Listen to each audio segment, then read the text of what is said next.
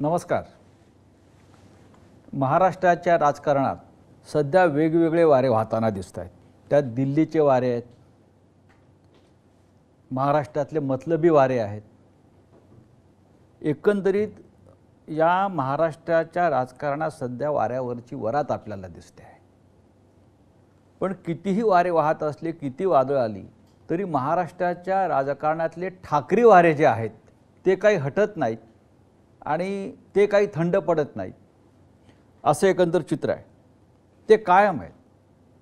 वादळ येतील, लाटा येतील, पण ठाकरी वाऱ्यांना कधी अंत आपण पाहिला नाही. आज दिल्लीपासून महाराष्ट्रापर्यंत जे राजकारण आहे ते फक्त ठाकरे या नावाभोवतीच इतक्या वर्षानंतर फिरताना दिसत आहे.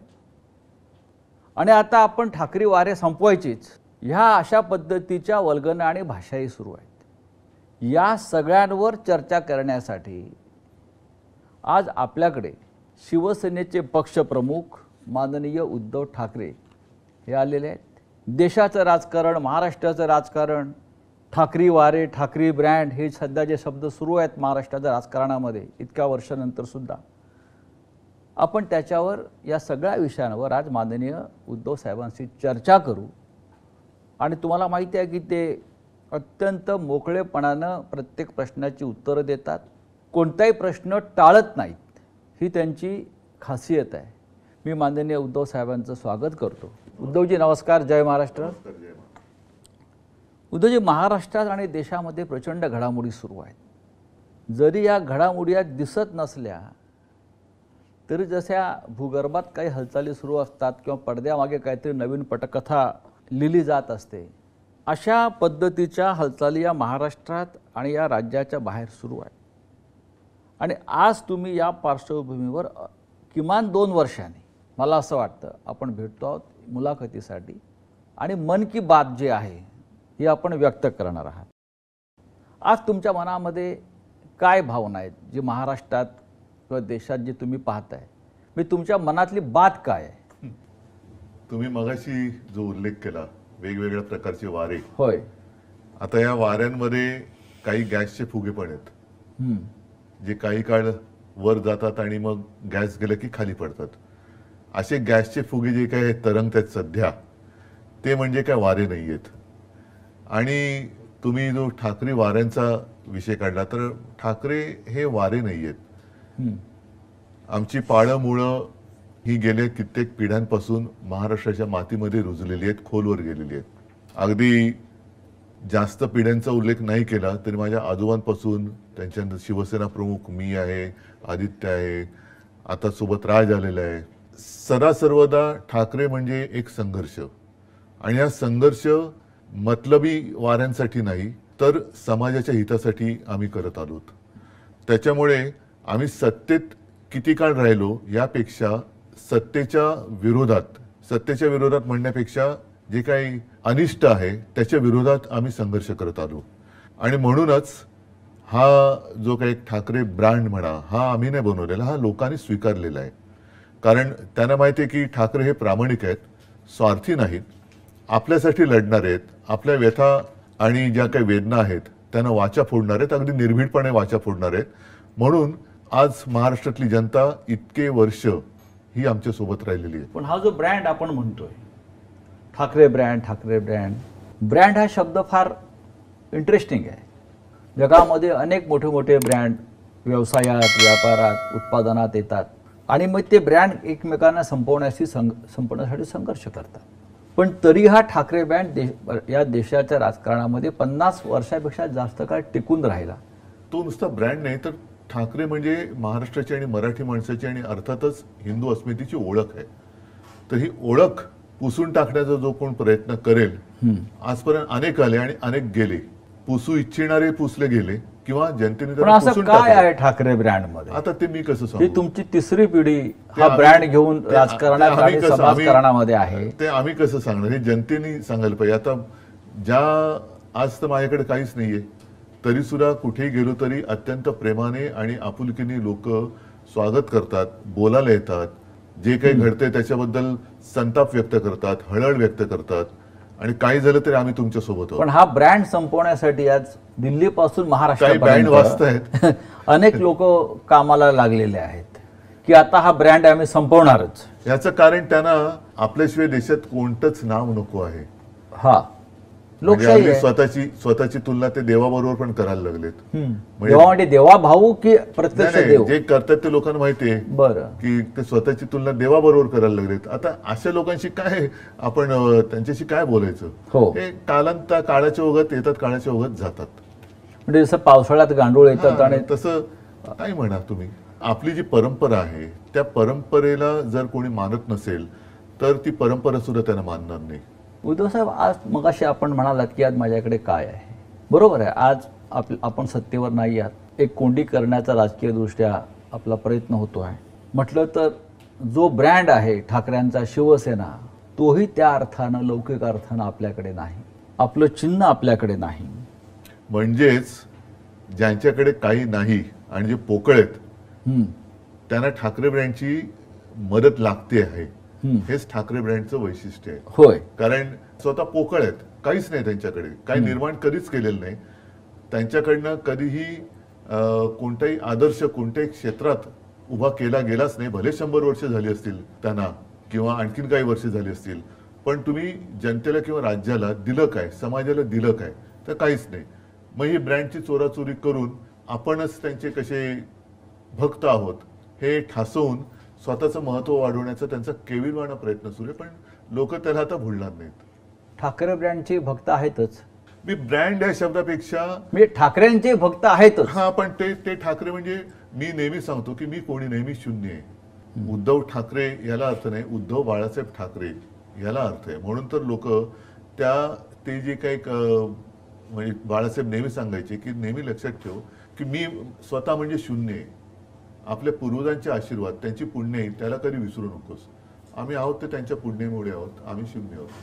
गेले काही दिवस सातत्यानं माझ्या मनात एक प्रश्न असा येतो, जसं मगाशी म्हटलं की पक्ष नाही, चिन्ह नाही, तरी फक्त या ठाकरे या नावावर तुमचा संघर्ष सुरू आहे. ठाकरे ह्या नावावरती नाही, म्हणजे ठाकरे संघर्ष करतायत. ठाकरे संघर्ष करतायत. त्याच्यामुळे आमचं नाव तर कोणी चोरू शकत नाही. पण तो तेही चोरण्याचा प्रयत्न होईल. आणि समजा चिन्ह किंवा इतर काही चोरतील, लोकांचं प्रेम कसं चोरणार? लोकांचा जो आमच्यावर विश्वास आहे तो कसा चोरणार? तो खोक्यातनं नाही ना विकला जात. पण जेव्हा पक्ष चिन्ह जेव्हा चोरलं तेव्हा काही लोकांनी मातोश्रीवरती सुद्धा हक्क सांगण्याचा प्रयत्न केला. आता आम्हाला मातोश्री ही द्या, ठीक आहे, आता आम्हाला ठाकरे नावही द्या. त्यांच्या मातोश्रीचा अपमान आहे. होय. जे स्वतःच्या मातोश्रीला मानत नाही. हो. ज्यांनी या ठाकरे ब्रँडवरती प्रश्नचिन्ह निर्माण केलं आहे आणि ज्यांनी माझी शिवसेना खरी आणि माझं चिन्ह खरं असा भ्रम निर्माण केला निवडणूक आयोगाच्या माध्यमातून किंवा त्यांच्या दिल्लीतल्या मालकांच्या माध्यमातून, ते स्वतःची डुप्लिकेट शिवसेना भाजपात विलीन करायला निघालेले आहेत. याकडे तुम्ही कसं पाहता? मुख्यमंत्री पदासाठी त्यांच्याकडे दुसरा पर्याय काय? कारण त्यांच्या गुरुपौर्णिमेचं संपूर्ण वर्णन आपण केलं. हो. आणि ते आपण केलेल्या वर्णनात ते सगळे चित्रच आमच्या सगळ्यांच्या डोळ्यासमोर उभं राहिलं की काय काय तिकडे झालं. तर असे जे असतात त्यांना माहिती आहे परावलंबीच असतात. पण ही जी शिवसेना आहे उद्धव साहेब, कुठली जी आमची आपली तीच शिवसेना, दुसरी आहे. शिवसेना नाहीच. पण अमित शहा, निवडणूक आयोग यांनी अधिकृतपणे जी शिवसेना दुसऱ्यांच्या हातात दिली आहे, ते अशा प्रकारे शिवसेना भाजपात कशा प्रकारे विलीन करू शकतात? नाही, शेवटी त्यांना म्हणजे हे शिवसेनेचं अस्तित्व संपवण्याचा प्रयत्न आहे का? हो, पण ते संपवू शकत नाहीत ना. इतके वर्ष होऊनही जनतेला ते माझ्यापासून तोडू शकत नाहीत. हेच तर त्यांचं दुःख आहे. त्याच्यामुळे आता शेवटचा पर्याय तोच आहे की जो त्यांचा पहिला पर्याय होता की जाऊन घालीन लोटांगण वंदीने चरण करायचं. कारण दुसरा पर्यायच नाहीये. किती काही चोराचोरी. बघा, एक गोष्ट सांगतो मी, हे मागे जाहीर सभेत बोललेलं आहे. कदाचित शिवसेनेचं निवडणूक चिन्ह हे निवडणूक आयोग दुसऱ्याला देऊ शकेल किंवा ते गोठवू शकेल. खरं गोठवायला पाहिजे जर असा वाद असेल. पण शिवसेना नाव ते दुसऱ्याला देऊ शकत नाही. तो अधिकारच नाही निवडणूक आयोगाला. कारण ते शिवसेना हे नाव माझ्या आजोबाने आणि माझ्या वडिलांनी दिलेलं आहे. उद्या मी निवडणूक आयुक्ताचं नाव बदलून त्याचं नाव धोंड्या ठेवलं तर अधिकार आहे का? पण मग जर माझं नाव बदललं मी त्याला धोंड्याच म्हणणार. तर त्या धोंड्याला हा पक्षाचं नाव बदलण्याचा अधिकार नाहीये. तो चिन्ह तुम्ही काढून घेऊ शकता. जर लोकशाही पद्धतीमध्ये आम्ही काही वेडवाकडं वागलो असेल, ज्याला करप्ट प्रॅक्टिस म्हणतात त्याला, पण संविधानानुसार असेल किंवा इतर काही गोष्टीनुसार असेल, त्याच्यात जर आम्ही चूक केलेली नसेल तर ते आमचं चिन्हही काढू शकत नाही. मतांची टक्केवारी वगैरे हा जे काही असेल ते त्या चिन्हापुरतं आहे, पण नाव नाही देऊ शकत. धोंड्याने हे केलं ना, त्या धोंड्याने ते बेकायदेशीर केले. त्या धोंड्याला शिवसेना नाव दुसऱ्याला देताच येत नाही ना, तो त्याच्या अधिकारच्या बाहेरच आहे. पण त्या धोंड्याला शेंदूर फासणारे दिल्लीत बसलेत म्हणून चालतंय. कारण एक धोंड्या गेला आणि दुसरा धोंड्या त्या खुर्चीवर बसलाय आणि तरी तो निर्णय बदलायला तयार नाही. पण ते लोक नाही ऐकणार त्यांचं. शेवटी चोरीचा माल जो आहे, आता तुम्ही चोरून मतं मिळवलीत आणि त्याच्यावरती जर का मर्दुमकी गाजवत असाल तर चोर तो चोरच आहे. उद्धव साहेब, गेल्या वर्षभरात राज्यात आणि देशामध्ये अनेक घडामोडी घडल्या म्हणा, उलटापालटी झाल्या म्हणा. लोकसभेच्या निवडणुका होऊन 1 वर्ष झालं. या 1 वर्षात सुद्धा बऱ्याच घडामोडी देशात आपण घडताना पाहिल्या. मुख्य म्हणजे 1 वर्षापूर्वी नरेंद्र मोदींनी लोकसभेतलं बहुमत गमावलं. मोदीसारख्या विष्णूच्या अवतारानं लोकसभेत बहुमत गमावणं, याकडे तुम्ही कसं पाहता? काय होतं की ते एक आपल्यामध्ये काही म्हणी म्हणा किंवा काही गोष्टी आहेत की तुम्ही कदाचित सर्वजणांना एकदा मूर्ख बनवू शकता, एकाला तुम्ही सर्वदा मूर्ख बनवू शकाल, पण सर्वांना सर्व काळ मूर्ख बनवू शकत नाही. मला असं वाटतं याच्यामध्ये सगळं आलं. हळूहळू त्या जे काही गारूड टाकलं होतं त्यातनं लोक बाहेर पडायला लागलेत आणि आता तर आणखीन पडलेत. शेवटी तुम्ही किती काळ लोकांना देणार? म्हणजे 5 वर्ष दिली, 10 वर्ष दिली. ही 5 वर्ष आणि 10 वर्ष ही जनतेच्या आयुष्यातली, म्हणजे देशाच्या आयुष्यातली आहेत. देशाच्या आयुष्यातली ही वाया गेलेली वर्ष. म्हणजे 14 साली समजा 10 वर्षाची लोक होती, ती आता मुलं होती, ती आता आली ना 21व्या वर्षात आली. मग त्यांना 21व्या वर्षानंतर तुम्ही 10 वर्षापूर्वी जे काय सांगितलं होतं की आम्ही एवढ्या नोकऱ्या देऊ, आम्ही असे उद्योग देऊ, आम्ही असं ते देऊ, ते कुठेत? आणखीन 10 वर्ष खूप झाली. देश म्हणजे आपला किती कोटी अब्जाचा झाला आता? 140 कोटी. म्हणजे दुसरं काही नसलं तरी जगामध्ये नंबर 1 आपण लोकसंख्येत आहोत. तिसरी अर्थव्यवस्था, महाअर्थव्यवस्था झाली नसली. नाही, पण एक मी काल वाचलं एका ठिकाणी की अमेरिकेतली एक कंपनी, तिची अर्थव्यवस्था ही आपल्या देशापेक्षा जास्त आहे, जी गेल्या 10-1 वर्षापूर्वीच जन्माला आलेली कंपनी आहे. बरं. आणि तिची अर्थव्यवस्था ही आपल्या देशाच्या अर्थव्यवस्थेच्या बरोबरीने किंवा आपल्या देशाच्या अर्थव्यवस्थेपेक्षा जास्त आहे, एका कंपनीची. मोदींनी जे बहुमत गमावलं त्यात महाराष्ट्राची भूमिका अत्यंत महत्वाची. हो. महाराष्ट्रानं लोकसभेला आपण सगळ्यांनी, जी इंडिया ब्लॉक होता किंवा महाविकास आघाडी असेल, 31 जागा एकत्रित जिंकल्या. हे कसं शक्य झालं? याचं कारण त्यावेळेला महाविकास आघाडी खूप ताकदीने आणि एकजुटीने लढली. बूथ लेवलवरचा कार्यकर्ता सुद्धा अत्यंत जागरूक होता आणि ज्या काही गोष्टी ह्या त्यांच्याकडनं अब की बार 400 पार हे संविधान बदलण्यासाठी होतं, हे लोकांना कळलं. म्हणजे आम्ही पटवून देण्यात यशस्वी झालो म्हणण्यापेक्षा आपली लोक एवढी काही मूर्ख नाही आहेत की त्यांना ह्या गोष्टी कळत नाहीत. जनतेने हे ओळखलं आणि त्याने हे नको म्हणून मतदान केलं. म्हणजे लोकांना कळलं नाही, जे मी तुम्हाला सांगितलं की तुम्ही आतापर्यंत बोलत आलात, नुसतंच बोलताय, करताय काय? आणि ह्या सरकारचं म्हणा किंवा अगदी नाव घेऊन बोलायचं भाजपाचं जे एक धोरण आहे की सर्वसामान्य जनतेला नेहमी चिंताग्रस्त ठेवायचं, एक तणावग्रस्त ठेवायचं आणि त्या तणावग्रस्तामध्ये जाऊ दे ना बाबा, भानगड नको, ह्यांना देऊन मोकळं हो. ती परिस्थिती सतत निर्माण करून ठेवायची, अस्थिरता, देशात अस्थिरता ठेवायची. मग ती जातीपातीत असेल, समाजात असेल, आर्थिक असेल, इतर काही असेल, आणि त्या अस्थिरतेचा दुरुपयोग करून त्यांच्या डोक्यावरती राज्य करायचं, ही यांची नीती आहे. आणि त्याच्यामध्ये परत तोडाफोडा आणि राज्य करा ही इंग्रजांची नीती अवलंबायची. म्हणजे फोडा झोडा आणि राज्य करा. हा, आता तोडा फोडा झोडा आणि म्हणजे स्वतःच बोलायचं बटेंगे तो काटेंगे आणि बटवारा तुम्हीच करताय. अशा प्रकारच्या प्रचारानं जे तुम्ही लोकसभेला गमावलं ते विधानसभेला गमावलं. फक्त 6 महिन्यामध्ये हे कसं घडलं हे तुम्ही बघा. याच्यामध्ये सांगतो, सगळ्या गोष्टीवरती आपण आपले हात वर करण्यात काही अर्थ नाहीये. काही गोष्टी जबाबदाऱ्या आहेत, स्वीकारल्या पाहिजे. ईव्हीएमचा घोटाळा ह्याच्यावरती खूप मोठी चर्चा सुरू आहे. मतदार यादींबद्दल त्याच्याबद्दल चर्चा सुरू आहेत, बोगस मतदार त्याच्याबद्दल चर्चा सुरू आहे, मतदार कसे वाढले हे आता लोकांसमोर आलेले आहे. म्हणजे ही एक गोष्ट नाही, पण त्याचबरोबरीने काही ज्या त्यांनी योजना जाहीर केल्या जी आता फसगत झाली, लाडकी बहीण असेल, आणखीन काही असेल. महत्वाचा मुद्दा काय की निवडणूक जेवढी मोठी असते त्यावेळेला वाद हे थोडे मी म्हणेन कमी असते. निवडणूक छोटी होत जाते. छोटी कोणत्या अर्थाने मी म्हणतोय, मतदारसंघाच्या ह्याने बोलतोय. तशी कोणतीच निवडणूक छोटी किंवा मोठी नसते. मतदारसंघ छोटा होत जातो तसं त्याच्यामध्ये स्पर्धा ही वाढत जाते.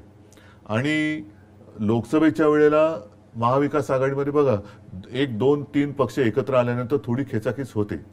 ही शिवसेना आणि भारतीय जनता पक्षात सुद्धा होत होती. आता महाविकास आघाडीमध्ये आम्ही महाविकास आघाडी म्हणून पहिल्या प्रथम निवडणूक लढलो ती लोकसभा. त्याच्यामुळे ठीक आहे, आम्ही म्हणजे शिवसेनेने सुद्धा काही वेळेला 4-4 वेळा 5-5 वेळा जिंकलेले मतदारसंघ आपल्याला जिंकायचंय म्हणून सोडून दिले. विधानसभेच्या वेळेला काय झालं, शेवटच्या दिवसापर्यंत खेचाखेच चालू राहिली. हा मतदारसंघ तुला, हा मतदारसंघ मला, हा तुला, हा मला, हा तुला, हे तू मैमय हे शेवटच्या क्षणापर्यंत झालं. त्याचा दुष्परिणाम हा साहजिकच जनतेमध्ये असं झालं, अरे हे आत्ताच जर काही खेचाखेची असेल तर नंतर काय होणार. आणखीन एक महत्वाचा विषय असा झाला की लोकसभेच्या वेळेला मी प्रचार सुरू केला होता साधारणतः फेब्रुवारीत. तेव्हा काय होतं, माझ्यासमोर उमेदवार होते माझे, पण निशाणी नव्हती. विधानसभेच्या काय वेळेला काय झालं, निशाणी होती पण जागा कोणत्या, आणि मी त्याच्यानंतर जागा मिळाल्यानंतर उमेदवारी कोणाला देणार हे निश्चित नव्हतं. तर ही जी काय तू मैमे झाली ही स्वीकारली पाहिजे. आपल्याकडनं झालेली मोठी चूक होती आणि ती जर का चूक परत करायची असेल तर मग त्या गोष्टीला एकत्र येण्याला काही अर्थ राहत नाही. म्हणजे समन्वयाचा अभाव होता. समन्वयाच्या अभावापेक्षा लोकसभेचं यश हे नाही म्हटलं तरी सगळ्यांच्या डोक्यात गेलं. लोकसभेच्या वेळेला महाविकास आघाडी आणि सगळे नेत्यांपासून कार्यकर्त्यांपर्यंत, अरे ठीक आहे तू आपल्याला जिंकायचंय, हे आपलेपण होता. विधानसभेला नाही मला जिंकायचंय, हा आपल्यातून मीपणा जेव्हा आला तेव्हा पराभव आला. आणि त्याचबरोबर या तांत्रिक बाबी ज्या होत्या, मग त्याच्यामध्ये योजनांचं एक त्यांनी ज्या काही गोष्टी जाहीर केल्या त्यानंतर म्हणजे शेतकऱ्यांची कर्जमुक्ती कुठे करतायत, योग्य वेळी करू. मीच एक मुख्यमंत्री असा होतो की ज्यांनी कोणी न मागता, माझं मुख्यमंत्री म्हणून नागपूरमध्ये एकच अधिवेशन झालं पहिलं, आणि तेव्हा आम्ही फक्त 7 मंत्री होतो माझ्यासह. मी कोणी न मागता 2 लाखापर्यंतचं पीक कर्ज शेतकऱ्याचं मी त्याला मुक्त केलं होतं. त्याच्यानंतर जो नियमित कर्ज परतफेड करत होता किंवा करतो त्याला 50,000 रुपये प्रोत्साहनपर राशी, जी दुर्दैवाने करोनामुळे त्यावेळेला मी देऊ शकलो नाही, सुरुवात केली आणि सरकार पाडलं. पण आपण इतकी उत्तम कामं तुमच्या मुख्यमंत्रीपदाच्या कार्यकाळात केलीत. कर्जमाफी असेल, शिवभोजन थाळी असेल, गरिबांसाठी मुंबईमध्ये 500 स्क्वेअर फुटापर्यंत मालमत्ता कर रद्द केलेला आहे. आपण करोनाच्या काळातलं जगातलं उत्तम काम आपण करून दाखवलं. पण हे सगळं काम लोकांपर्यंत पोहोचवण्यात आपल्याला अपयश आलं. नक्कीच आलं. आज जे ढोल वाजवले जात आहेत न केलेल्या कामाचे, आणि तुम्ही केलेल्या कामाची साधी पिपाणी वाजवली नाही. नक्कीच हे पूर्णपणे मला मान्य आहे. याचं कारण असं की लोकसभा आणि विधानसभेमध्ये, लोकसभेत शेवटी देशाचा विचार करून संविधान बदलणार हा एक मुद्दा होताच, त्याच्यामुळे निवडणूक त्याच्यावर फोकस झाली. विधानसभेच्या वेळेला साहजिकच आहे राज्यावरती ती फोकस व्हायला पाहिजे होती, तेवढी झाली नाही. राज्यात विधानसभेच्या निवडणुकीत अत्यंत प्रतिकूल काळामध्ये आपण सरकार यशस्वीपणाने चालवून दाखवलं. करोनासारखं भयानक संकट, जे मी कोणाला कमी लेखत नाही, पण तेव्हा हे सगळे चॅनलमधनं आणि मीडियातनं आलेले फोटो आहेत की गंगेमध्ये कशी प्रेतं वाहत होती, गुजरातमध्ये कशा सार्वजनिक चिता पेटलेल्या होत्या. ह्या सगळ्या याच्यामध्ये महाराष्ट्रामध्ये जनतेच्या आणि प्रशासनाच्या सहकार्यामुळे अशी गंभीर परिस्थिती उद्भवू दिली नाही आपण. म्हणजे प्रत्येकाला उपचार तर आपण देत होतो, पण करोना या व्हायरसला अजूनही उपचार नाही सापडलेला, तो भाग वेगळा. पण ही गोष्ट की अरे आम्ही प्रतिकूल काळात सरकार चालून दाखवू शकलोय. म्हणजे एक तर काय होतं की शिवसेना, काँग्रेस आणि राष्ट्रवादी हे महाविकास आघाडी होईपर्यंत एकमेकांचे कट्टर राजकीय विरोधक होते. आम्ही एकत्र आलो तेच सरकार स्थापन करायला. म्हणजे नेहमी काय होतं की आधी आघाडी होते, आधी युती होते, निवडणूक लढवली जाते, त्याच्यानंतर बहुमत मिळालं तर सरकार स्थापन केलं जातं. आमचा उलटा प्रवास झाला. आम्ही आधी सरकार स्थापन केलं आणि मग निवडणुकीला सामोरे गेलो. त्याच्यामुळे आम्ही एकत्र येऊन चांगल्या पद्धतीने सरकार उत्तम चालवलंय ना, तेच ना, एक आदर्श सरकार आपण तेच निर्माण तेच मी केलं. सांगतोय की आम्ही एकत्र येऊन अत्यंत प्रतिकूल काळात, हा शब्द फार महत्वाचा आहे. रेग्युलर याच्यामध्ये ठीक आहे, बाकीच्या याच्यामध्ये सरकार चालवणं हे सुद्धा एक आदर्शपणाने चालवणं हे कठीण काम आहे. पण प्रतिकूल काळात म्हणजे कशाचाही ना केंद्र सरकारचा तसा म्हणावा तसा पाठिंबा होता, ना अर्थव्यवस्थेचं गाडं रुळावरती होतं. त्या काळामध्ये अर्थव्यवस्था जी कोणी सांभाळली असेल ते आपल्या शेतकऱ्यांनी सांभाळली. तर ते आम्ही लोकांसमोर सांगूच शकलो नाही. का तुम्ही किती देताय? एवढे, आम्ही एवढे देतो. तुम्ही 2100 देताय, आम्ही 2500 देतो, 3000 देतो. तुम्ही हे करता, आम्ही हे करतो. म्हणजे ती एक विचित्र चढाओढ झाली आणि त्याच्यात आपण केलेली चांगली कामं ही जनतेसमोर सांगू शकलो नाही. हे प्रांजळपणाने मान्यच करायला वाहून पाहिजे. गेले असं वाटत नाही. लोकांपेक्षा मी म्हणेन पैशाच्या पावसामध्ये पैशाचा पाऊस तर आपला पडलाच. मतदार काही अंशी हे सत्य उद्धव असेल. ठाकरे यांच्या कामाची वाहवा आजही लोक करतात. नाही मी तेच तेव्हाही सांगतो ना. करत होते. नाही, पैशाचा पाऊस पडला आणि त्याच्यात बरीच लोक वाहून गेले, आजही लोक मान्य करतायत. प्रत्यक्ष मी काय बघायला गेलो नाही, परंतु हे आपल्याकडनं जी काय उणीव राहिली ती उणीव मी नक्की स्वीकारली पाहिजे. ती म्हणजे आपण केलेली कामं लोकांना सांगू शकलो नाही. आपण शेतकऱ्यांची कर्जमुक्ती केली, शिवभोजन सुरू केलं, शेतकऱ्यांना हमीभाव दिला होता, बऱ्याच काही गोष्टी केल्या, बऱ्याच गोष्टी केल्या. लॉ अँड ऑर्डर मेंटेन होती. अगदी त्यावेळेला पहिल्याच्या ते सीए आणि एनआरसीचं भानगड करून ठेवली होती केंद्राने, त्याच्यात आपण लॉ अँड ऑर्डर मेंटेन केली. बरं, मुख्यमंत्री म्हणून करोनासारख्या संकटात मी ह्यांच्यासारखं बटेंगे तो कटेंगे नाही केलं. मी सगळ्यांना समानतेने वागवलं आणि सगळ्यांना मी सांभाळण्याचा प्रयत्न केला. ज्या ज्या वेळेला आवश्यक होतं त्या वेळेला मी स्वतः काही गोष्टींची जबाबदारी घेऊन लोकांसमोर गेलो फेसबुक लाईव्हच्या माध्यमातून आणि जनतेला सांगितलं. आणि जनतेने, नाही ते सोडून द्या, जनतेने मला कुटुंबातला एक मानलं, आपल्या कुटुंबातला एक, ज्यांची मी कधी प्रत्यक्ष भेट घेतलेली नाही अशी लोक मला त्यांच्या कुटुंबातला एक व्यक्ती मानतात. हे याच्यासारखं दुसरं समाधान ते कोणतं, भाग्य ते कोणतं? भारतीय जनता पक्षाला स्वबळावर इतक्या जागा मिळतील म्हणजे याच्यामध्ये हे त्यांच्या स्वप्नातही त्यांना वाटलं नसेल. तुम्हाला असं वाटलं होतं का? मला नाही, मी म्हटलं ना, त्यांनाही त्यांच्या स्वप्नात कधी वाटलं नसेल.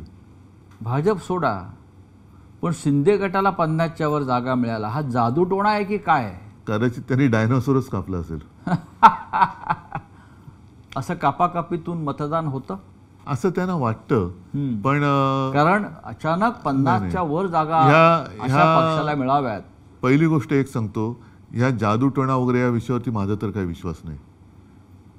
म्हणजे या भाकड कथा आहेत, सध्याच्या आहे, पण त्यातून एकच आहे की त्यांची मानसिकता कळते की दुसऱ्याचं वाईट व्हावं हे त्यांच्या कृत्यातून कळतं.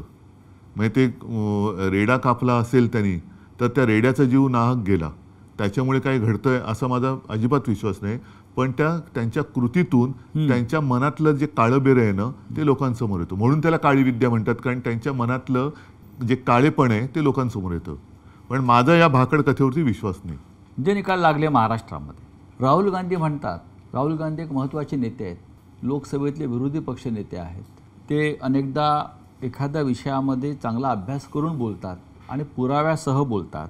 राहुल गांधींना महाराष्ट्रातल्या विधानसभेचे निकाल हे संशयास्पद वाटत आहेत आणि त्याच्यावर ते देशात आणि देशाबाहेरसुद्धा महाराष्ट्राच्या निकालावर बोलतात की हे संशयास्पद निकाल आहे. एक गोष्ट लक्षात घेण्यासारखी आहे की महाराष्ट्र विधानसभेचे निकाल लागल्यानंतर एवढं बहुमत मिळालं, 5वी जल्लोष कुठे झाला? अख्खा महाराष्ट्र आनंदाने न्हावून निघायला पाहिजे होता, तो अवाक्ता झाला होता. अजूनही लोकांना, म्हणजे लोक मला अजूनही सांगतात की साहेब, ग्रामीण भागातले लोक की साहेब आम्ही ठरून तुम्हाला मतदान केलं तरी आमच्या गावामध्ये एवढीच मतं ही मिळूच शकत नाही तुम्हाला, आम्ही सगळ्यांनी ठरवून मतदान केलं होतं. पण काय करणं, म्हणजे एक एक पुरावेच्या पुरावे नष्ट केले जातात, मानले जात नाहीत. मुळामध्ये काय झाले, EVM हा जो विषय आहे तो हॅक होतो नाही होत हा एक भाग वेगळा झाला. पण लोकशाही म्हणजे काय? लोकशाहीमध्ये जर RTI मध्ये मी तुमची माहिती काढू शकतो तर मला माझी पूर्ण माहिती मिळाली पाहिजे ना. पूर्वी जे बॅलेट पेपर होते त्याच्यात मी मतदान कोणाला केले, माझं मत कुठे जाते हे शेवटपर्यंत मला कळत होतं. म्हणजे मी ती बॅलेट पेपरवरती मी मतदान केले, आपणही केलं असणार. उमेदवाराचं नाव यायचं, समोर निशाणी यायची आणि त्या निशाणीवर शिक्का मारल्यावरती तो फोल्ड असा व्हायचा की समजा जर का ती शाई ओली असेल आणि उमटली तर ती उमेदवाराच्या नावावरती, त्याच उमेदवाराच्या नावावरती उमटू शकेल. आणि मला कळायचं की माझं मतदान, मी समजा संजय राऊत तर संजय राऊतनं मतदान केलेलं आहे. आता काय होतंय, मी बटन दाबतो, मशालीचा दिवा पेटतोय, आवाज येतोय, आतमध्ये रिसीट दिसते. आता त्या रिसीटबद्दल सुद्धा लोकांचं म्हणणं आहे की अनेकदा ती पडते नाही पडत हा भाग वेगळा, पण ती रिसीट खाली पडते, माझं वेगळी आणखीन तिसऱ्या ठिकाणी रजिस्टर होते. ते कुठे होते मला कळत नाहीये. दिवा पेटतोय, आवाज येतोय, रिसीट दिसते ती, पण आत मत जे मोजलं जातं ती रिसीटने मोजली जाते. जर का त्याच्यावरती ऑब्जेक्शन घेतलं तर ज्याला आपण सिम्बॉलिक म्हणतो, अशा काही मोजक्या रिसीट मोजल्या जातात, पण अन्यथा त्या मोजल्या जात नाहीत. व्हीव्हीपॅटवरचं जे काय आहे ते मोजलं जात नाही. त्याच्यामुळे आत मत रजिस्टर कुठे झाले हे माझं कळण्याचा अधिकार तुम्ही हिरावून घेतलेला आहे. तुम्हाला अजूनही वाटतं की मतदान हे मतपत्रिकेवरच व्हायला पाहिजे? नक्कीच व्हायला पाहिजे. तुम्ही शेवटी एक आहे की का ईव्हीएम का आणलत? वेळ जातो म्हणून. वेळ जातो. मग वेळ मतमोजणीत लागत असेल तर एक एक महिना निवडणूक प्रक्रिया चालते, तो वेळ का नाही धरत त्याच्यात? माझ्याकडे जर 1 तारखेला मतदान झालं महाराष्ट्रात आणि दुसरीकडे बिहारमध्ये वगैरे 30 मेला मतदान होत असेल तर मधला वेळ माझा गेलाच ना. मग फरक काय पडतो? 30 तारखेनंतर 4 दिवस तुम्ही मतमोजणीत लावले तर काय असं मोठं आव्हाड कोसळते? आणि अनेक म्हणजे अगदी मला वाटतं अमेरिकेत वगैरे सुद्धा अजूनही बऱ्याच ठिकाणी बॅलेट पेपर आहे. UK मध्ये, ब्रिटनमध्ये पण बॅलेट पेपर आहे. मग ते काय आपल्यापेक्षा मागच देश आहेत? जर तुम्हाला वेळ वाचवण्यासाठी हे करत असाल, आणि स्वतः मोदींचं भाषण आहे त्यावेळेला बॅलेट पेपरच्या विरोधात, सगळ्यांत भारतीय जनता पक्षाने विरोध केलेला आहे ईव्हीएमच्या विरोधात. हो. देशाचे सरन्यायाधीश भूषण गवई यांच्या आईनंही मागणी केली आहे. मग हे देशाचे सरन्यायाधीश असलेल्या गवईंच्या आईनंही, ताईंनी सांगितलेलं आहे की निवडणुका या बॅलेट पेपरवरच व्हायला पाहिजे. तसंच आहे ते. आणि मग का व्हायचं ते होऊ दे ना. मग त्याच्यानंतर तुम्ही जिंकलात आणि तुम्हाला 288 पैकी 500 जागा मिळाल तरी मग आम्ही कोणी काय बोलू शकतो? याच्यात एक महत्त्वाचा फॅक्टर जो राहुल गांधी सांगतात, 60 लाख अचानक वाढलेलं मतदान संध्याकाळी 5 नंतर, आणि मतदार यादीतला झालेला ठरवून केलेला घोळ, नावं कापणं. आता बिहारमध्ये काय घडत होतं तेच आहे ते की तुम्ही तुमची आयडेंटिटी, महाराष्ट्रामध्ये सुद्धा निवडणूक प्रक्रियेच्या आधी नाही, आता जरा बिहारमध्ये ज्याला आता कोर्टाने मला वाटतं स्थगिती दिली आहे, ते काय होतं नीट सांगा? मतदारांनी स्वतःची ओळख पटवून द्यायची. म्हणजेच तुम्ही एनआरसी आणलात. हो, म्हणजेच एनआरसी आणलात ना. मी इतके वर्ष राहतोय, माझ्याकडे मग आधार कार्ड हे काय? हा मोठा फ्रॉड आहे. रेशन कार्ड, आधार कार्ड हा फ्रॉड आहे. आधार कार्डचं प्रिंटिंग आणि जे काय सगळं केलं जाते हा फ्रॉड आहे. जर ते तुम्ही धरणार नसाल तर तो फ्रॉड आहे. मग ते पण कॉन्ट्रॅक्टर कोण आहेत, काय आहेत, मग हे आधार कार्डची हे आणली कोणी? मग आधार कार्ड फ्रॉड आहे का जाहीर करा. आणि आयडेंटिटी म्हणजे काय देणार तुम्ही? आणखीन काय? म्हणजे हा एनआरसी तुम्ही आणलात आहे ना, एनआरसीच आणलात आणि तो आपल्या सगळ्या हिंदूंना पण लागू झाला. त्याच्यामध्ये आता 1 नेशन 1 इलेक्शन लादलं जात आहे. ह्यांची संपूर्ण वाटचाली एकाधिकारशाहीकडे चाललेली, हुकुमशाहीकडे चाललेली आहे. सगळं पहिलं आम्हालाही गोंडस वाटलं होतं, कारण तेव्हा काश्मीरमध्ये काय त्याला वेगळे पंतप्रधान वगैरे असे ते एक शब्द होता. त्याच्यामुळे आम्ही सुद्धा त्या एका बहकाव्यात आलो. काश्मीरमध्ये 370 कलम काढलं पाहिजे याच्यावरती त्याही वेळेला ठाम होतो, आम्ही पाठिंबा दिला आणि आजही मी ठाम आहे. त्याच्याबद्दल दुमत नाहीये, त्याच्याबद्दल दुमत नाही. पण एक निशाण, एक विधान आणि एक प्रधान. आता 1 नेशन 1 इलेक्शन, मग त्याच्यानंतर 1 नेशन 1 लँग्वेज पण करतील. मग त्याच्यानंतर म्हणजे सगळं काही. बरं, नड्डा बोललेत की देशात एकच पक्ष राहणार, म्हणजे 1 पार्टी, ही एकाधिकारशाही चाललेली आहे. 1 पार्टी 1 इलेक्शन, 1 पार्टी मग नो इलेक्शन होईल. No election. उद्धव साहेब, देशाच्या राजकारणात किंवा आपण महाराष्ट्र बघू, सत्ता आणि पैशाचा अतिरेकी वापर, म्हणजे ज्याला टेररिझम सुरू आहे, सत्ता आणि पैशाचा. आणि त्या टेररिझममुळे ज्यांना तुम्ही घडवलं, ज्यांना तुम्ही निवडून आणलं, ज्यांना तुम्ही प्रतिष्ठा, आम्ही घडवायचं काम केलं, बिघडवण्याचं काम कोणी केलं ते होय. आधी आमदार खासदार यांना फोडण्याचा प्रयत्न झाला, काँग्रेसचे असतील, राष्ट्रवादी काँग्रेसचे असतील, तुमचे असतील, देशातल्या इतर पक्षाचे असतील. आणि आता पुन्हा एकदा. पण मी काय म्हणतो, मग तुम्ही निवडणुकीचा घाट म्हणजे कशासाठी प्रचार करताय? असंच जर करायचं असेल तर सरळ निवडून आलेले फोडून राज्य स्थापन करा ना, प्रचाराला जाऊच नका. हे सगळं पाहिल्यावर तुम्हाला, तुमची लोक जेव्हा निघून जात आहेत, कालपर्यंत माझ्याबरोबर होता, माझ्या बैठकीला होता, कालपर्यंत माझा जय जयकार करत होता, शिवसेना जिंदाबाद म्हणत होता, बाळासाहेब ठाकरे जिंदाबाद म्हणत होता, उद्धव ठाकरे जिंदाबाद म्हणत होता, ते 24 तासात त्यांचं मतपरिवर्तन होतं आणि ते निघून जातात, बळी पडतात मोहाला. हे पाहिल्यावर तुम्हाला राजकारणाचा उबग येतो का? राजकारणाचा म्हणजे हे जे काय चाललंय या परिस्थितीचा राजकारणाचा येण्यापेक्षा राजकारण्यांचा येतो. कारण हे राजकारण नाही, हे राजकारण नाही मी म्हणू शकत. हे जसं बाळासाहेब म्हणायचे की गजकरण आहे. हो, ही सत्तेची खाज याने एवढी सुटते की जेवढं खाजवाल तेवढं कमी. त्याच्यामुळे हे राजकारण नाही, हे गजकरण आहे. आणि त्यांना सत्ता मिळाली ना, केंद्रात मिळाली, राज्यात मिळाली, तरी तुम्ही अगदी तुमच्या सोसायटीची सुद्धा निवडणूक असली तरी माझाच माणूस पाहिजे, दूध संघ असलं तरी माझाच पाहिजे, अमुक सुद्धा माझंच पाहिजे. हे गजकरण आहे. तुम्ही जे त्यानं झाले सत्तेचं गजकरण म्हणा पाहिजे, ते राजकारण नाहीये. तुम्ही कॅमेरा हातात घेऊन जंगलात जाता आणि प्राण्यांचे फोटो काढता. हल्ली नाही जात. ज्यांना आपण जंगली जनावर म्हणतो, हिंस्त्र आणि जंगली याच्यात फरक आहे.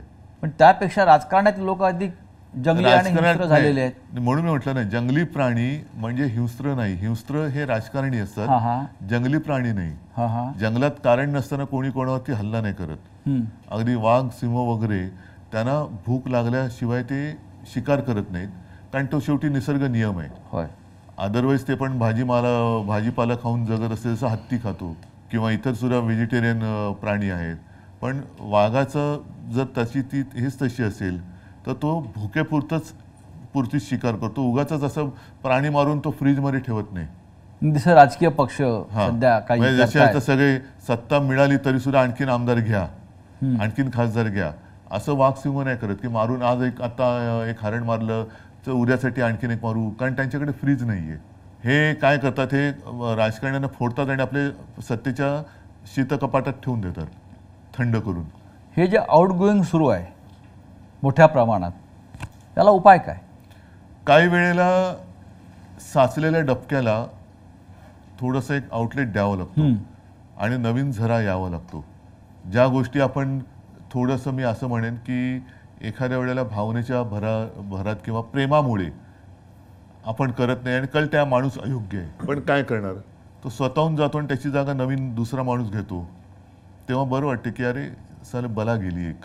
शिवसेना हा एक विचार होता आणि आहे जो माननीय बाळासाहेब ठाकरे आता जे आमच्यातनं गेले ते तिकडे जाऊन काय काय दिवे लावतात तुम्ही बघताय. होय, त्याच्यामुळे असे हे दिवटे गेलेले बरे ना. होय, आता ते जिकडे गेले तिकडे काय प्रकाश पडतात तो कळतोय तुम्हाला. काय लोहचुंबकाचा असर कमी झालाय का? लोक जे चिटकून राहायचे पक्ष म्हणून, विचार म्हणून, ज्याला शिवसेना एक लोहचुंबक आहे असं साहेब अनेकदा म्हटले नाही. पण त्याच्यामध्ये तुम्ही जर बघाल तर सर्वसामान्य जनता आणि साधा कार्यकर्ता, ज्याला बिचारा कधी तो काही मागण्यासाठी माझ्याकडे आलाच नाही ना, शिवसेना प्रमुखांकडे आला होता, त्यांच्या पिढ्यानपिढ्या आज सुद्धा शिवसेनेसोबत आहे.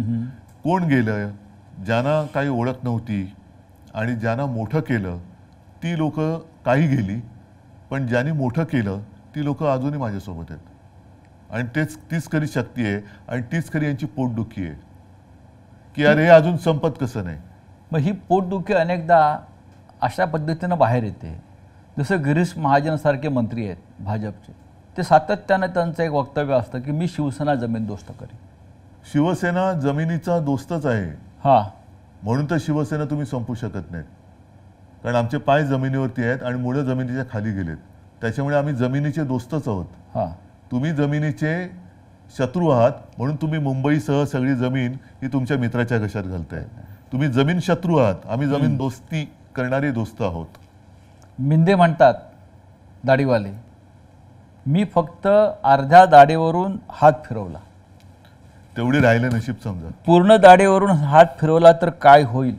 कोणा त्यांचं असं ते म्हणतात. म्हणजे आपल्याला आव्हान आहे त्यांचं. जाऊ दे. आणि बघा, अर्धा दाढीत इतकी ताकद कोणी निर्माण केली आहे? नाही, मुळामध्ये आता त्यांनी जास्त बोलू नये, आणि लोक त्यांची बिनपाण्याने करतील. राहिल्या अर्धी ती पण काढतील. उद्धवजी, महाराष्ट्रामध्ये अनेक प्रश्न आहेत आणि त्याच्यात हे दाढीचं काय नाही उपयोग करत. हो, प्रश्नांचा डोंगर उभा आहे. आपण स्वतः आजही माजी मुख्यमंत्री आहात, हे राज्य आपण सांभाळलेलं आहे. आपण सभागृहात सुद्धा जाता आजही, पण हल्ली मी बोलत नाही सभागृहात जास्त. आपण का बोलत नाही हा अनेकांना प्रश्न पडला. कारण बोलून काय उपयोग नाही. आपण सभागृहाचे एक सन्माननीय सदस्य आहात, बोलून काय होत नाही. लोकप्रतिनिधी म्हणून आपण अजूनही काम करताय. बरोबर आहे. आणि काल सुद्धा मी निघाल्यावरती मला विचारलं, अरे आम्हाला वाटलं तुम्ही बोलणार. म्हटलं बोलून उपयोग काय? कारण कालचं सुद्धा जे एक बिल आणलं जनसुरक्षा, त्याच्यावरती चर्चा झाल्यानंतर त्यातनं काही घेतलं का तुम्ही, घेणार आहात का, घेण्याची तयारी आहे का, तर मी बोलतो. कारण सर्व काही तुम्ही शेवटी 5वी बहुमताच्या आधारावरती रेटूनच नेणार असाल तर बोलून तरी काय उपयोग आहे. मग मी बाहेर बोलतो तर चांगलं आहे ना. तुम्हाला हे जे ज्या बिलाचा आपण उल्लेख केला, जनसुरक्षा बिल, या बिलाचे तुम्हाला काय धोके वाटतात? कारण सरकारचं म्हणणं आहे की आम्ही हे जनतेच्या, राज्याच्या, राष्ट्राच्या सुरक्षेसाठी आणलेलं हे एक विधेयक आहे. बरं, हे बिल जर का आणलं, म्हणजे आता त्यांनी काल मंजूर केलं, बघू पुढे काय होते. महिलांवरचे अत्याचार थांबणार आहेत का? चोऱ्या माऱ्या, खून, दरोडे थांबणार आहेत का? लूटमार जी चालू आहे ती थांबणार आहे का? अगदी मध्ये आलो तर समृद्धी महामार्गावरती लूटमार चालले, इकडे लूटमार चालले. तसं नाही आहे हे. मी बिल वाचलं आणि काल मी बोललो, त्याची सुरुवात फक्त त्यांनी सांगितले कडव्या डाव्या विचारसरणीची. आता कडवा डावा म्हणजे काय? मुळामध्ये डावी विचारसरणी म्हणजे काय, उजवी विचारसरणी म्हणजे काय? आपल्याकडे काय झालेलं आहे की सर्वसाधारणतः डावी विचारसरणी म्हणजे त्याच्यात जर पण वाचलं तर सामाजिक न्याय, व्यक्ती स्वातंत्र्य, भाषण स्वातंत्र्य, समानता, ह्या गोष्टी त्याच्यात उल्लेखलेल्या आहेत. उजव्या विचारसरणीमध्ये धर्माधिष्ठितता, त्याच्यानंतर भांडवलशाही. म्हणजे डाव्या विचारसरणीत काही गोष्टी चांगल्या आहेत, उजव्यामध्ये काही वाईट आहेत. आता आपण वाईट सोडून द्यायला पाहिजे आणि चांगलं घ्यायला पाहिजे. तुम्ही कडवी डावी, मग कडवी उजवी नाही आहे का? जर का उजवी विचारसरणी ही धर्मावरती आधारित असेल तर काल तुम्ही पत्रकारांसमोर बोलताना जो विषय बोललो की पेहलगाममधल्या अतिरेक्यांनी धर्म विचारून गोळ्या घातल्या, मग ते कडव्या उजव्या विचारसरणीचे म्हणून त्यांना तुम्ही सोडून देणार आहात का? तर असं करण्यापेक्षा तुम्ही दहशतवादी, देशविघातक, देश विघटनकारी या शक्तींविरोधी आतापर्यंत आपण लढत आलेलो आहोत. अमित शहा पण बोललेत की आता नक्षलवाद संपत आलेला आहे. नक्षलवाद किंवा दहशतवाद संपवायला आमचा पूर्ण पाठिंबा. या कायद्याचा राजकीय दृष्ट्या गैरवापर होईल अशी भीती वाटते. जसा मिसाचा झाला, नाही, टाडा नावाचा कायदा आला, मिसा आला, आणीबाणीमध्ये पोटा आला, असे अनेक कायदे याच कारणासाठी आणि त्या सगळ्या कायद्यांना भारतीय जनता पक्षाने विरोध केला होता. आणि आज त्याच प्रकारचा कायदा नाव बदलून महाराष्ट्रामध्ये आत्ताच गेल्या 8-10 दिवसापूर्वी भारतीय जनता पक्षाने देशभर आणीबाणीचा 50वा दिवस विचित्र पद्धतीने त्याची आठवण करून देण्यासाठी केली. आता हीच लोक होती यांनी त्यावेळेला आणीबाणीला विरोध केला होता. आता तीच लोक आहेत जे आणीबाणी आणू इच्छित आहेत किंवा आणीबाणी त्यांनी ऑलरेडी अघोषित आणलेली आहे. म्हणजे ज्या गोष्टीला तेव्हा त्यांनी विरोध केला होता तीच गोष्ट ते आता आणतायत. निदान इंदिरा गांधींनी उघड तरी केलं होतं की आणीबाणी लागते किंवा लावतंय, ह्यांच्यामध्ये ती हिंमत नाहीये. आता तुम्ही सुद्धा एका कायद्याचे बळी पडलातच ना. तुम्हाला सुद्धा PMLAच्या ह्याच्यात काय संबंध होता तुमचा? त्याच्यानंतर कोर्टाने तुम्हाला सोडलंच. हा जो प्रकार आहे ना की तू आमच्या पक्षात नाही तर तुला टाळात टाकतो, आमच्या पक्षात नाही तर तुला मिसा लावतो, म्हणजे दुसरा तिसरा कोणता मोका आहे आणि मोका आहे PMLA असे आहे. म्हणजे आता जर का दहशतवाद किंवा नक्षलवाद संपवत आणला असेल तर आत्ता का कायदा आणताय? जर तुमच्याकडे 64 नावं आहेत तर ती नावं जाहीर करा, त्यांची पापं जाहीर करा आणि त्यांच्यावरती बंदी टाका. आम्ही कुठे काय म्हणतोय? आम्ही कधीही आत्ता सुद्धा मध्ये जे काय घडलं त्याच्यामध्ये सर्व पक्षांनी, राजकीय पक्षांनी पंतप्रधानांनी सांगितलं तुम्हाला देशासाठी चांगल्यासाठी जे करायचं करा, आम्ही तुमच्या सोबत आहोत. मग तसं आम्ही प्रत्येक वेळेला आत्तापर्यंत नक्षलवाद तुम्ही संपवलं, तिथले जे काही आत्तापर्यंत जेवढे काही पोलीस अधिकारी तिथे ड्युटी करून काही रिटायर झाले असतील, काही कदाचित पोलीस शिपाई, पोलीस अधिकारी त्यांचं बलिदान तिकडे झाले, सीमा सुरक्षा दलाचे जवान असतील, नागरिक असतील, यांनी शौर्याने त्यांचा मुकाबला केला नक्षलवाद्यांचा. हा कायदा तुम्ही आत्ता आणताय, पण त्या लोकांनी त्यांचं शौर्य गाजवलं आणि शौर्य गाजवून त्यांनी तो नक्षलवाद संपवत आणले. उद्धव साहेब, महाराष्ट्रामध्ये गेल्या 3 महिन्यात 675 शेतकऱ्यांनी आत्महत्या केल्या. त्यांची सुरक्षेचा कायदा कुठे? 675 शेतकऱ्यांनी 3 महिन्यात कर्जबाजारीपणा, नापिकी. एकच तुम्ही आता शेतकऱ्यांचा विषय हा आपण सोडायचा नाही, पण 1-2 वर्षापूर्वी उत्तरेतले शेतकरी रस्त्यावरती उतरले होते, त्यांना सुद्धा नक्षलवादी बोलले होते. मग नक्षलवादी कोण? तुम्ही शेतकरी जो त्याच्या न्याय हक्कासाठी रस्त्यावरती उतरला तो अतिरेकी, तो त्यांचं नक्षलवादी. म्हणणं होतं की त्या आंदोलनामध्ये दहशतवादी घुसलेले. हो, कुठे आहेत आता सुद्धा वारीमध्ये अर्बन नक्षल घुसलेत अशी कोणीतरी एक अशी आवई उठवली म्हणजे होती. भीती निर्माण केली जाते. हा, म्हणजे तुम्हाला हिंदूंचे सण सुद्धा मारायचे आहेत की वारीमध्ये नक्षलवादी घुसलेत म्हणजे वारीमध्ये जाऊ नका. म्हणजे कोणतं हिंदुत्व आहे तुमचं? कोणते राज्य? म्हणजे या राज्यातल्या सरकारची तुम्हाला मानसिकता काय दिसते? मानसिकता त्यांची पूर्णपणाने गोंधळलेली आहेत. त्यांना सत्ता जी मिळाली तिचं नेमकं करायचं काय हेच कळत नाहीये. कोणासाठी सत्ता मिळवली? 675 शेतकऱ्यांच्या आत्महत्या या महाराष्ट्रात होतात. देशात त्याची चर्चा होते. जगभरातल्या माध्यमांनी त्याची दखल घेतली. देशात सर्वाधिक शेतकऱ्यांच्या ज्या सर्वाधिक आत्महत्या झाल्या त्याच्यात महाराष्ट्र नंबर 1 आहे. नंबर 1 आहे. म्हणजे महाराष्ट्र गुंतवणुकीत नंबर 1 नाही. महाराष्ट्र रोजगार देण्यात नंबर 1 राहिलेला नाही. महाराष्ट्राची घसरण अनेक कायदा सुव्यवस्थेत झालेली आहे. पण शेतकऱ्यांच्या आत्महत्येमध्ये जर महाराष्ट्र नंबर 1 असेल तर या सरकारविरुद्ध विरोधी पक्ष रान का उठवत नाही? बघा, निवडणुकीच्या आधी तर आम्ही रान पेटवलं होतं, ज्याचा परिणाम चांगला लोकसभेत आला. त्याच्यानंतर आता असं झालेलं आहे की नाही म्हटलं तरी सगळेच जण अवाक झाले की अरे एवढं वातावरण सगळं दिसताना असा निकाल लागू कसा शकला. त्याच्यामुळे सगळेच राजकीय पक्ष हे अवाक झालेत. जनता सुद्धा अवाक झालेली आहे की असं घडलं कसं. आता तो जो ना एक धक्का होता, नक्कीच धक्का होता. म्हणजे जे जिंकले त्यांनाही विजयाचा धक्का होता आणि आम्हाला सुद्धा पराभवाचा धक्का होता. साहजिकच आहे, धक्का म्हटल्यानंतर त्यातून थोडंसं सावरणं हे गरजेचं असतं.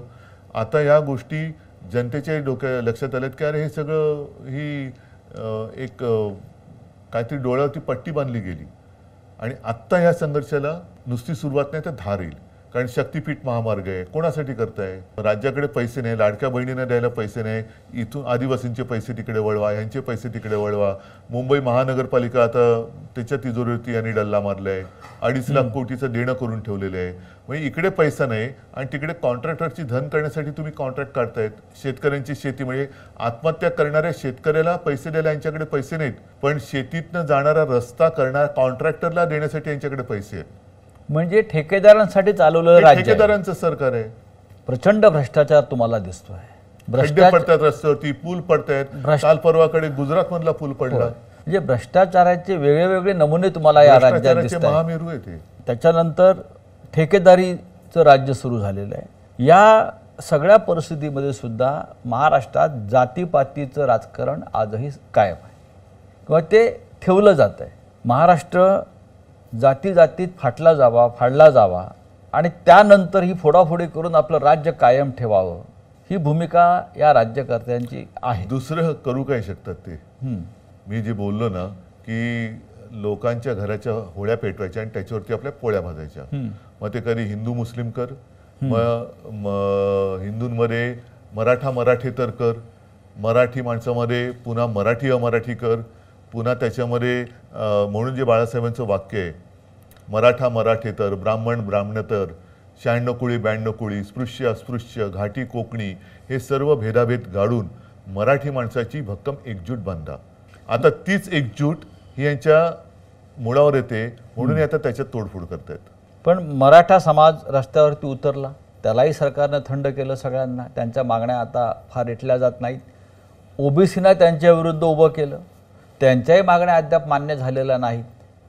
मग ह्या सगळ्याचं शेवटी समाजात ही भेदाभेदी करून राजकारण करायचं, निवडणुका लढायच्या आणि निवडणुका आल्यावरती सगळ्यांना विसरायचं, हे कुठपर्यंत चालणार? हे खरं थोडं विस्ताराने बोलण्याची गरज आहे. छत्रपती शिवाजी महाराजांचे 12 किल्ले, ऐतिहासिक 12 किल्ले युनेस्कोच्या जागतिक वारसा यादीमध्ये आले. याकडे तुम्ही कसं पाहता? नक्कीच अभिमानाची गोष्ट आहे आणि त्यासाठी साहजिकच आहे आपलंही सरकार काम करत होतं. मी त्याच्यात कोणाचाही कमीपणा देत नाहीये. सगळ्यांनी प्रयत्न केले आणि केलेच पाहिजेत. मात्र युनेस्कोने त्या यादीत घेतल्यानंतर तिकडे गेल्यानंतर मात्र त्या किल्ल्यांची दुरावस्था लोकांना दिसता कामा नये. तिकडे चांगलं आपण काम केलं गेलं पाहिजे. मग एक चांगलं आल्यानंतर महाराष्ट्रात काय बघा किंवा ते बघण्यासाठी सरकार काही करू दे, निदान त्यावेळेचं शिवशाही कशी होती आणि कसा आमचा राजा होता, कसा आमचा देव होता, त्यांनी कसं राज्य केलं, कोणत्या प्रतिकूल काळामध्ये त्यांनी लढा दिला, आणि हे गड किल्ले कसे बांधले, त्याचा उपयोग कसा करून आपण घेतला, स्वतः त्याचा अभ्यास केला, म्हणूनच मी हे आपण स्वतः त्याचं सांगतोय. म्हणजे छायाचित्रण भूगोल केलं. आणि इतिहास यांचा सुंदर मिलाफ त्याच्यामध्ये, सुंदर मिलाफ आहे त्याच्यामध्ये. हे सगळे जे किल्ले आहेत, असं चढून जायचं म्हटलं तर आज सुद्धा आपण जाऊ शकणार नाही. त्यावेळेला मावळे, छत्रपती शिवाजी महाराज, अगदी जिजामाता सुद्धा कशा काय वरती येत जात असतील. आणि त्याच्यानंतर तिकडनं हे राज्य, आता तेव्हा मोबाईल नव्हते, आता सोशल मीडिया, व्हॉट्सअप ग्रुप वगैरे सगळं पटापट ते जातं सगळीकडे. तेव्हा ना मोबाईल, ना दिवे, ना फोन, ना काही, तरी त्या अशा दुर्गम भागातनं राज्य स्थापन करणं आणि ते चालवणं ही एक अनाकलनीय गोष्ट आहे, जी आजपर्यंत आपल्याला कधी कळली नाही आणि आपल्याला कधी ती साधली पण जाणार नाही. का आपण आपला इतिहास विसरत चाललेलो आहोत? इतिहास विसरण्या, इतिहासाचं राजकारण चाललंय. इतिहासाचं नको त्या, म्हणजे इतिहासातल्या नको त्या गोष्टी ज्या आता पुसायला लागलेत ही लोक. नव्याने इतिहास लिहिला जाईल की काय अशी भीती वाटायला लागली. आणि माझ्या खेरीस या देशात कोण जन्मालाच आलं नाही असंच एक चित्र निर्माण करण्याची परिस्थिती निर्माण झालेली आहे. उद्धवजी धन्यवाद. पहिल्या भागामध्ये आपण अनेक महत्त्वाच्या प्रश्नांना मोकळेपणानं उत्तरं दिली. थोडं थांबूया आणि आपण दुसऱ्या भागाकडे वळूया. Yes. नमस्कार.